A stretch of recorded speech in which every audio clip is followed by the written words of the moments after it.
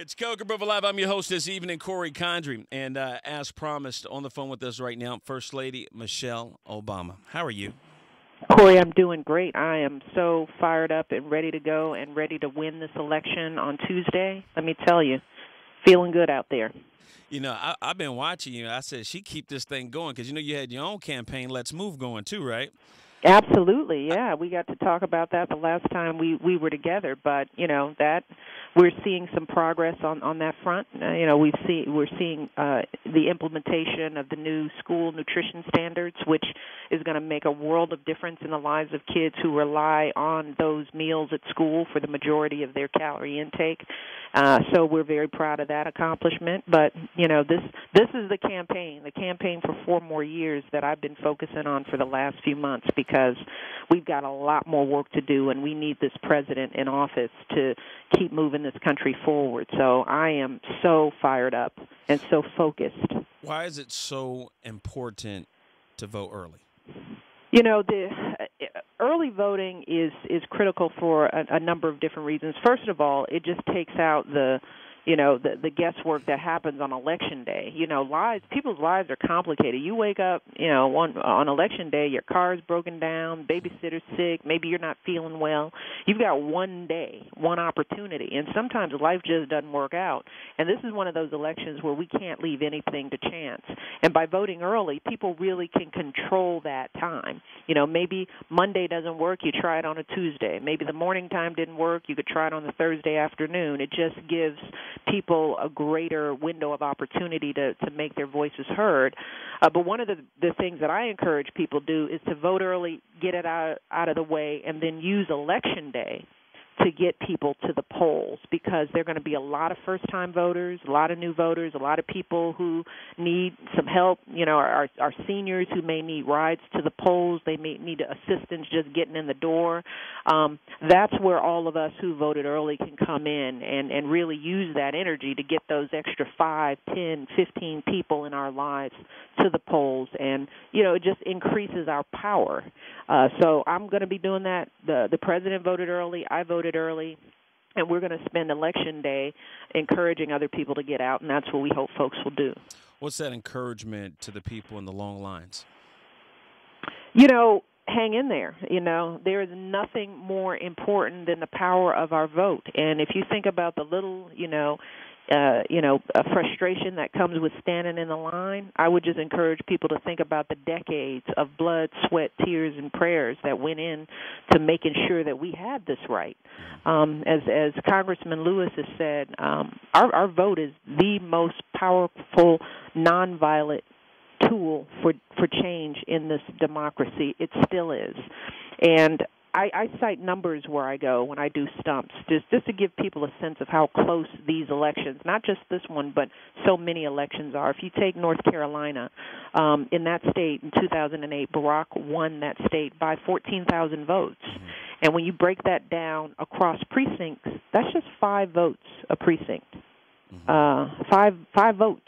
And right. The numbers are similar all over these battleground states, a difference of 27 votes or 86 votes. Or, these are close elections. So people who are standing in line, stand there understanding that if you get out of that line, you might be handing our country over to somebody who doesn't believe in health care, who doesn't believe in a woman's right to make their decisions about their own body, someone who wants to balance the budget on the backs of Big Bird and our children. That's what I want people to think about, that the power, the patience that it takes to stand in that line absolutely makes a difference. No one should think that their voice doesn't matter, because in these close elections, it's who's willing to stand in that line, who's going to stand the longest, who's going to fight down the barriers that are put in front of us so often. Yeah. And think about the last 4 years of this presidency. People started out saying they were going to make sure this president didn't succeed, right? Right. They put barrier after barrier after barrier, and despite that fact, this president has gotten this country back on track economically, ended the war in Afghanistan, got us health reform that is changing the lives of millions of people in spite of all that. So we can't afford to be frustrated, right? because it's all on the line. So that's what I would tell people. Stay in that line. Don't get out. Don't let anybody take your voice away, and it will absolutely make the difference in this election. As we watch you, we start to see you become more passionate as we get closer to November the 6th. What would you say that you're the passionate about right now, the most passionate about? Oh, there's so much because one of the things that the beauty of campaigning, and if you've gotten to know me, I love people.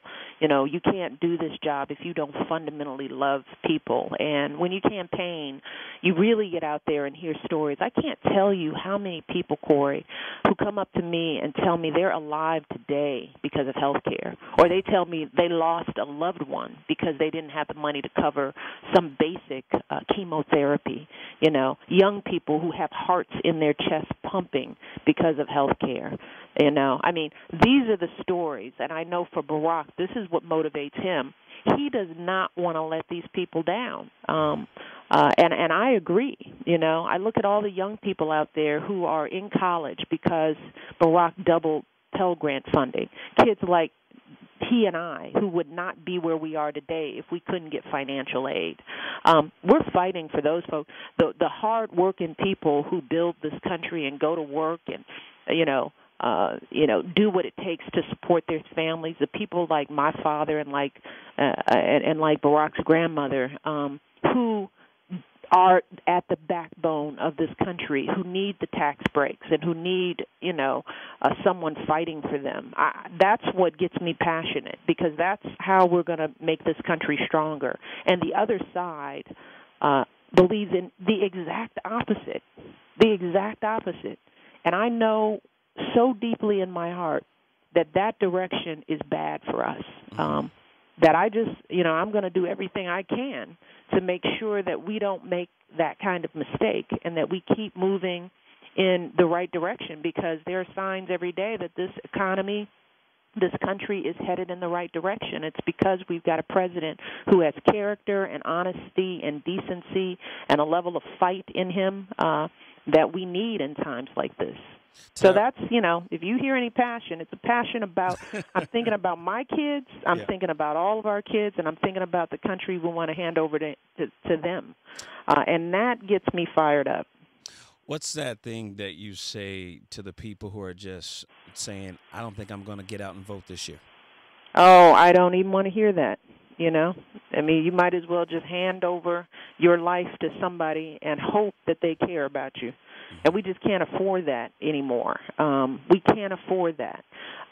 We will win this election if everybody who would vote for Barack Obama votes for Barack Obama. That is a guarantee. Right now, it is a ground game.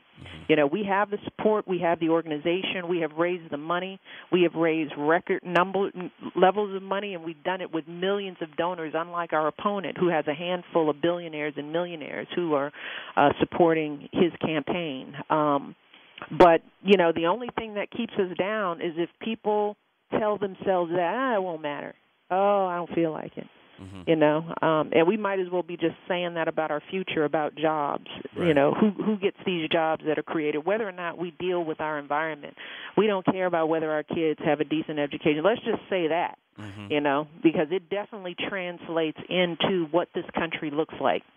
So I want people, when they're sitting there, to think about the 5 votes that were the difference in North Carolina, the 80-something votes that were the difference in Ohio. Those are real numbers, right?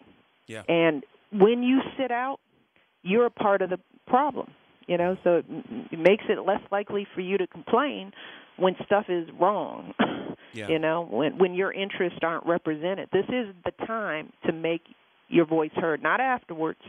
Not a year from now when Congress is passing tax cuts for millionaires and billionaires and raising taxes on teachers and firefighters. That's too late, Now is the time to make your voice heard. So no one should feel that way, in this election or any election. This isn't about just this presidency. I don't feel this way just because it's Barack Obama running and he's my husband. I feel this way about voting, period. And we as ordinary people have way more power than we give ourselves credit for. sometimes we just hand that power over, and we hand it over by not engaging. And people have to understand that. That's how this democracy works. And if everybody who's supposed to vote votes, then there is no amount of money that can steal an election. There's no amount of power outside of Washington, or no lobbyist strong enough to overcome the power of ordinary people voting.